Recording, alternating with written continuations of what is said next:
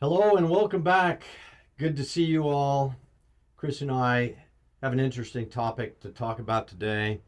Anytime you have a trust or an estate where there's real property, and let's say it's a house, a primary residence where maybe a parent or a grandparent used to live, and that person is passed on, what happens with that house? And if it's in a trust, what do you have to do? Let's say you're the successor trustee and this house is going to be divided maybe between three or four different siblings, and yet a certain number of things have to happen before things can be divided. And then do you keep the house? Do you sell the house? Do some beneficiaries buy out other beneficiaries?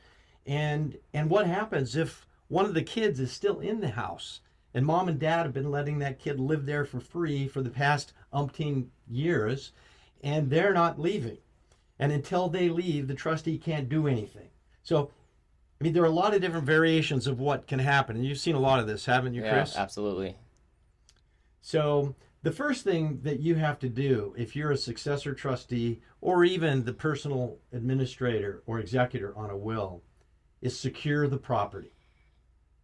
You've got to change the locks, typically, unless there's a tenant in there. You can't lock somebody out. But typically, let's assume the property's empty. You need to change the locks, secure the property, maybe even change the mail address so you're getting the mail that your parent used to get. So it's not sitting there in a box where somebody can steal the mail. And once you've secured the property, then you really need to clean it up and or take an inventory of everything that's in the house. Because remember, the house is a structure sitting on land. But inside a house that's in the trust, hopefully, you've got furniture, furnishings, art, jewelry, collectibles, dishes, and sometimes a whole lot of junk.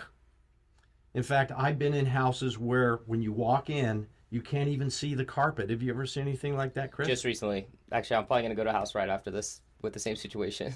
It's scary, and you can't, the trustee can't sell it because it's still got all this stuff Right. inside. Right. I've been in a lot of very beat up houses that we had to clean up and help the trustee clean up. And I know when a place is dirty and moldy because when I walk in, I'll get a nosebleed. My nose will start bleeding automatically because mold spores, when they grow on the wall, I walked in a house once and I saw a pile of mold and mushrooms were growing out of it. It was sitting on trash on the floor. Oh my gosh. This person had lived there for decades. It smelled putrid, trash everywhere. And this person lived there like for years. And I noticed my nose was bleeding, which it always does. This is like, if you have a Geiger counter, you can tell if there's radiation. Well, if my nose starts bleeding, I know there's mold spores in the air because the house is so filthy. And then, you have to literally hire a hazmat crew. These guys walk in they look like they're, wearing Mars astronaut COVID suit. Oh, totally. And they walk in with the big mask and everything, and they literally clean it out because they know it's toxic to breathe this putrid air. Maybe this is an extreme example, right? Hopefully none of you have to deal with that. But if you're a trustee, you have to secure the premises, then you have to clean it up and inventory all those items. Because when you're throwing, let's say there's a lot of trash in the house and you throw it away. What if you throw away an envelope that has a $100,000 insurance check in it? It's a cash envelope. Yeah.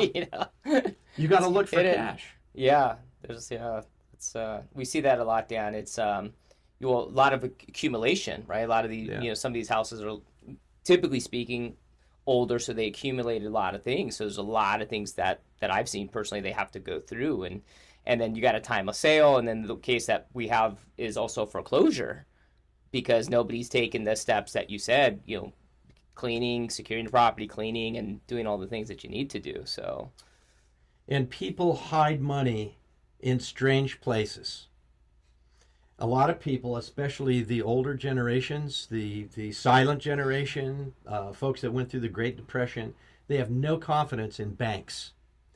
rightfully so. Or dramatically lower confidence. So they literally will hide cash in all kinds of squirrely places in the house, and sometimes even sew it into the hems of dresses.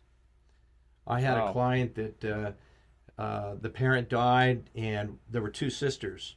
One sister took all the old clothing that they found in the house, took it down to the, I think it was the, what's the charity? Goodwill or Goodwill, um, and dropped it off and was driving home. And the sister kept one dress at home. She actually liked it. She was going to modify it and alter it and wear it. And she let down the hem and found $100 bills around the hem. So she wow. called her sister on the phone and says, "What'd you do with all those other clothes?" She goes, "I just dropped them off." So the sister did a U-turn, went back to the charity, picked up the clothes, took them home. They undid all the hems, and they found a lot more money. Oh wow. So you never know what you're going to find in a house. Yep. Usually you find a lot of junk that's not worth much, but you have to take an inventory if you're the trustee, because you have a duty to report. Or if you're the administrator, right, Chris? As you know from Yep. your experience, you have to report to the beneficiaries. But most of that stuff is not going to be too valuable. But Chris, maybe you could comment a little bit. Let's say the trustee wants to sell it, and let's say you're a realtor and you're going to sell this property. Generally, what do you recommend that a trustee do in order to prepare a house for sale? Yeah, well, it depends on the condition of the property, kind of like you said. If there's the trash, yeah, definitely the clean out, and make it accessible. In some cases, depending on the property's price point or location, you can do staging or now virtual staging, which is really cool. It's just sometimes when you do the virtual staging, the buyers will come and say, "Oh, I thought this furniture was going to be here," right? Because I feel like, so that typically will help the sales price if you can do it. But in some cases, maybe the trustee doesn't want to pay for that either, right? It's another expense that's outside of the realtor's commissions in most cases that I've seen. So that could help, and then just having it be accessible to buyers, and pricing it well, I think, would be the other thing, because a lot of beneficiaries in both the case that I've had or just with clients is that if it's sitting out there, especially in today's real estate market, people are questioning, well, is there something wrong with the property? Is there something wrong with the foundation? Why doesn't anybody else want to buy it when other properties are selling over the weekend? So I think kind of just keeping that in mind, and then the beneficiaries want their money right away too, is usually you getting some pressure from that side. So if you're overpricing it, then in some cases it can be to your detriment, right? And I think the one thing too is if the property is vacant, is depending on the situation, is maybe even some type of security system, even a Ring doorbell these days. They can track a lot of these movements, and they're automated, or Amazon cameras or things like that. Today, especially in California, with the laws, you hear this about the squatters, or tenants will now stay in the house, and it's so hard to evict people. So it just really depends on your situation. We were able to do some stuff with a tenant there, but the tenants were pretty difficult. So how do you do a sale? So by law, they have to show, or the county. This is an LA county. Subject to the tenant. Yeah. So depending on your county, what are those laws, things like that. So it just really depends. But we did show the property, but then after is like, well, they had like 60 days to move out. So again, it's just knowing the laws and all that. So trusting a nice real estate broker who knows how to deal with those special laws for tenant protections, or who just knows the probate or trust process, who's gone through it. They're very familiar with your feelings of the family, right? Because there's pressure all over, right? All eyes are kind of like you, or if you're co-trustees, right? Like all the other beneficiaries are kind of looking at every action that you take. And I feel, Dan, maybe, I don't know if you've seen this, but like, I don't feel like everybody's going to agree with what you're doing. It's very seldom.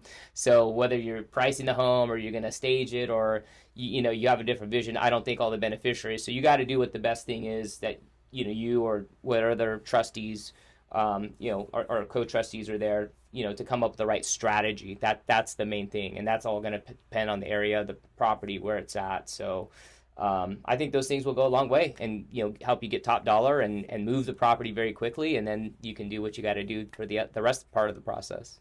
I think one of the biggest questions that has to be answered right up front is, does the family want to keep the property, or do they want to sell it? Yep. And if it's keeping the property, that's a whole different scenario. Then it's Sure. a matter of, well, if you have multiple beneficiaries, how are we going to keep it? Is everybody going to be a co-owner, and then it's going to be rented out, and we'll all divide the rent equally? Or is one beneficiary, one or two of them, going to buy out the other ones? We hear that a lot too. And that's okay too, right? Because sometimes it's nice if the family home can stay in the family. Sure. But the beneficiaries that aren't going to be owners or that won't be living there, they're going to want their cash. And so you're going to have to refinance the property, cash them out on a mutually agreeable price, because they're going to want more. And if you're one of the buying beneficiaries, you're going to want to pay less. That's right. That's right. So there's this whole discussion about finding a mutually agreeable buyout value between beneficiaries. Yep. And sometimes that's supported by an appraisal that everyone agrees on, or maybe the buying beneficiary will get one appraisal. It's usually a little lower. The selling beneficiaries will get a slightly higher appraisal, and then you take the average of the two. So keeping the property, you've got to figure out what are you going to do with it. Everybody owns it together. You're going to put it in an LLC and make a rental of it.